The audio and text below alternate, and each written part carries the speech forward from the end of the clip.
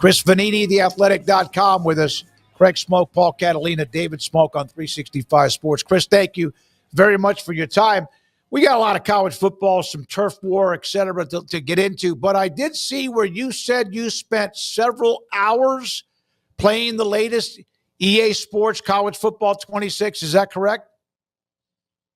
Yeah, me and a couple other reporters were invited down to Orlando last week to test out the game a bit. I wrote up my thoughts on the Athletic, as well as talked about it on our podcast, Bunch Formation.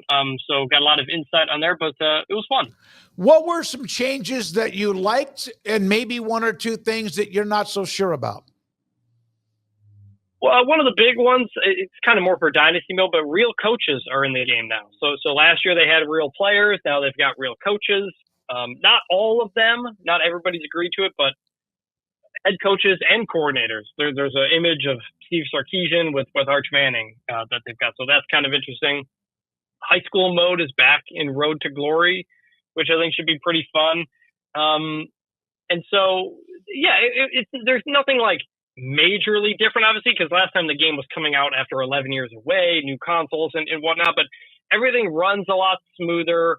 You can do cross-play Dynasty on Xbox and PS2 now, which I like because I'm an Xbox guy. It's what I have for the game.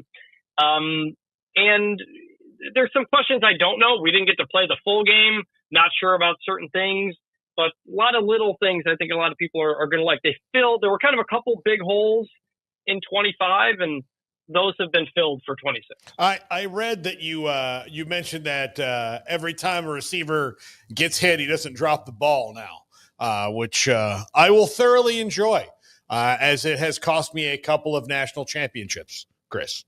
Yeah, it took playing it for a while before I realized. I was like, wait a minute, these guys aren't dropping every single pass in traffic. So, and I asked them about it, and the developer said yes, they realized that was, it was happening too much.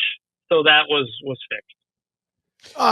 Chris, you want to ask another question about the video game? Good, yeah. Chris, there is this give and take. It seems like it's annual about the college football playoff, how many automatic qualifiers. It's gone kind of back and forth. What were your thoughts about last week with Sankey and Destin, and then even the Big 12 and the ACC wanting what they want, maybe to try to say, hey, wait a minute, we're not just going to go down by you bullying us. What are your thoughts about what's going on with that?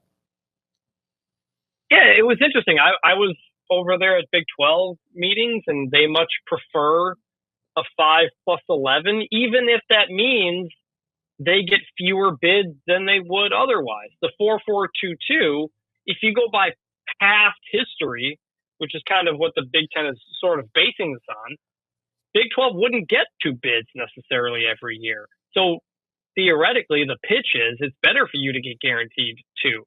But the Big 12 and the ACC don't like, fully codifying themselves as second tier behind the Big 12, behind the Big 10 and the SEC. So their pitch is that, and they hope the SEC agrees. The SEC is kind of mixed. A lot of the athletic directors like the 4-4-2-2. They like the guarantees. They like the play-in tournament that will bring some more money. But a lot of the coaches don't.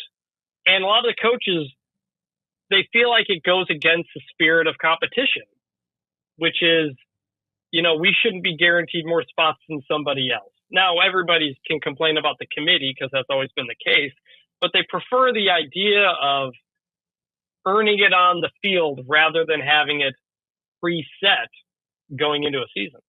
Chris, I've heard a lot of the debate from people saying that the 5+11 is the dumbest format for ACC and Big 12, particularly the Big 12, because they're the one that only got one team in last year out of the Power Four. But you kind of touched on it about not just codifying that those conferences are better.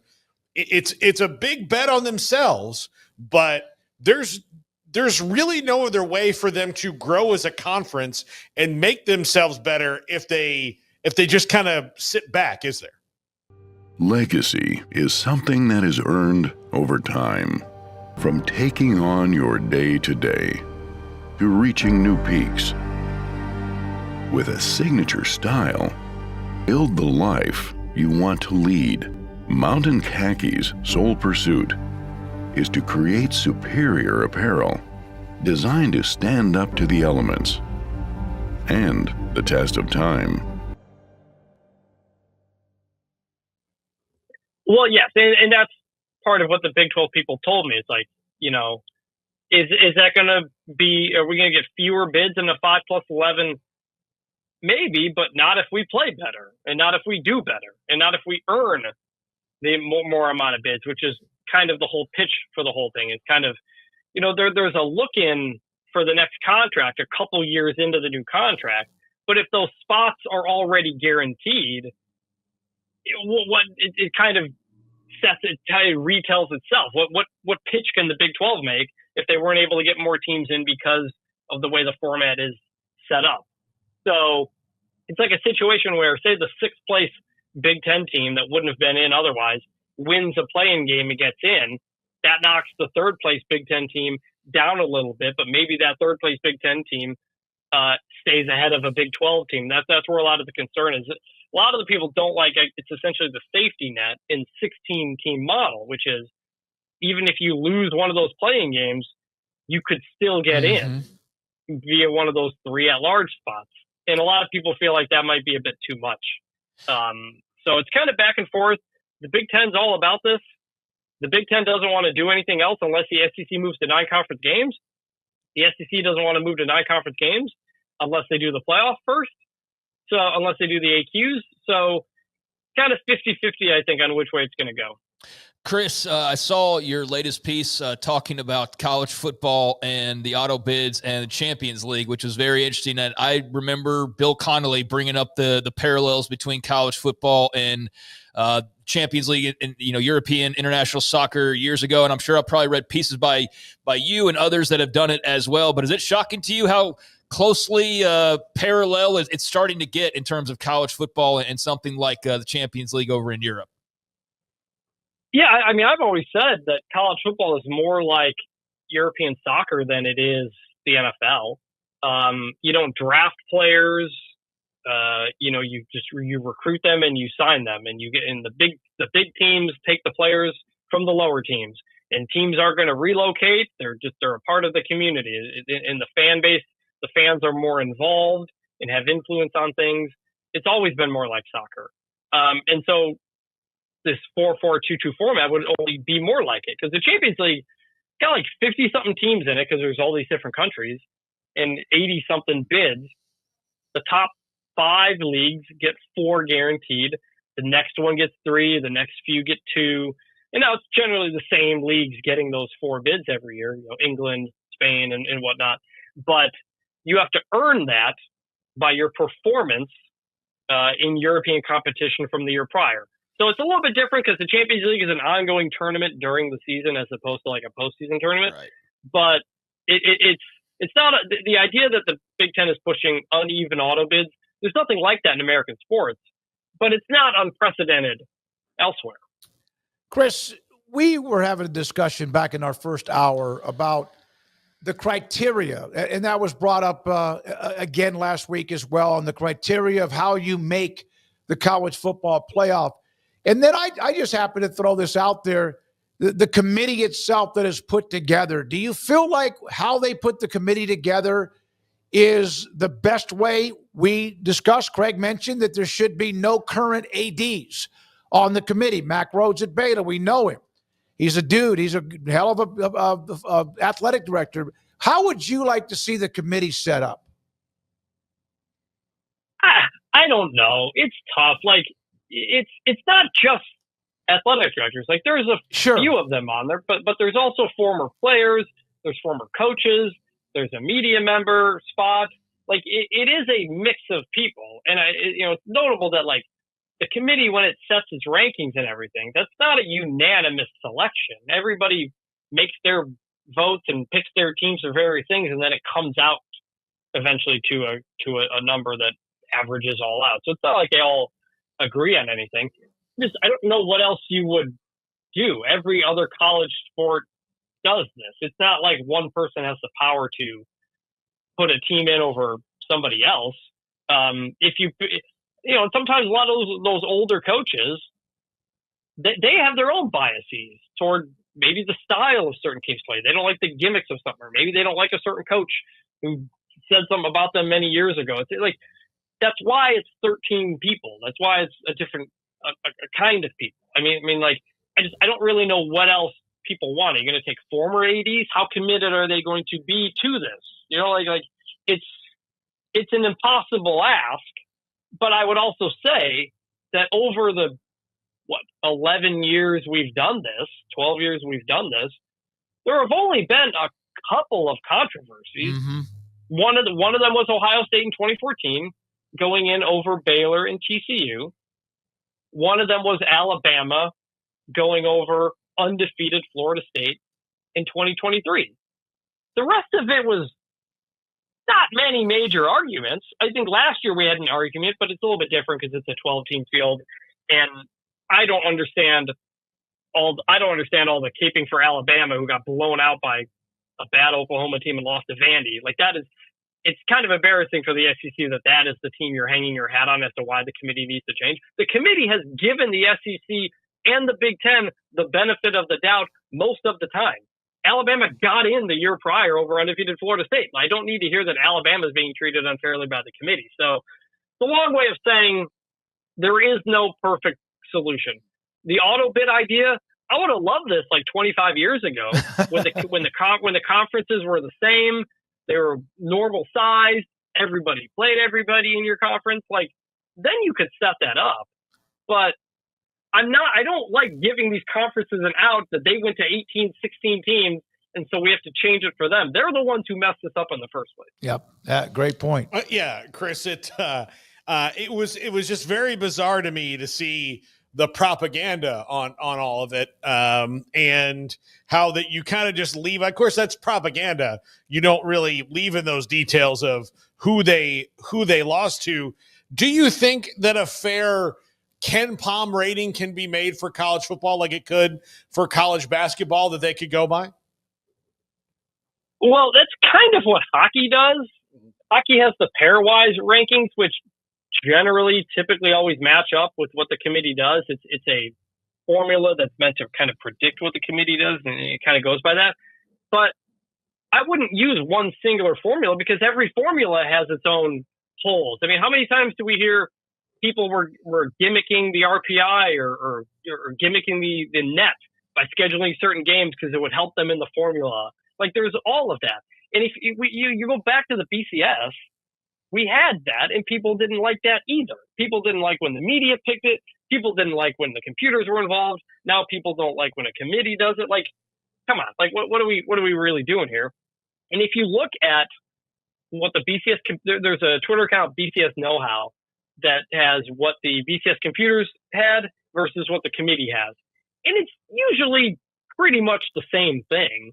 A couple teams go higher or lower, which is fair to do if you take into account head-to-heads and transitive properties and all that. So, you could do that. That's why I don't understand the SEC's complaining we need to change the criteria. Like, how? Like, the committee has metrics. They have all these things. It's not like they don't know strength of schedule is there. I've gone through the mock committee. I see it. So I would like to know the specifics of what that means.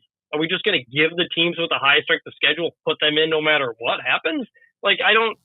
Yes. It's kind of more of a threat to the committee to be like, kind of working the refs a little bit more than anything else. I don't know how specifically you do that when you have the whole point of a committee is that it's kind of subjective.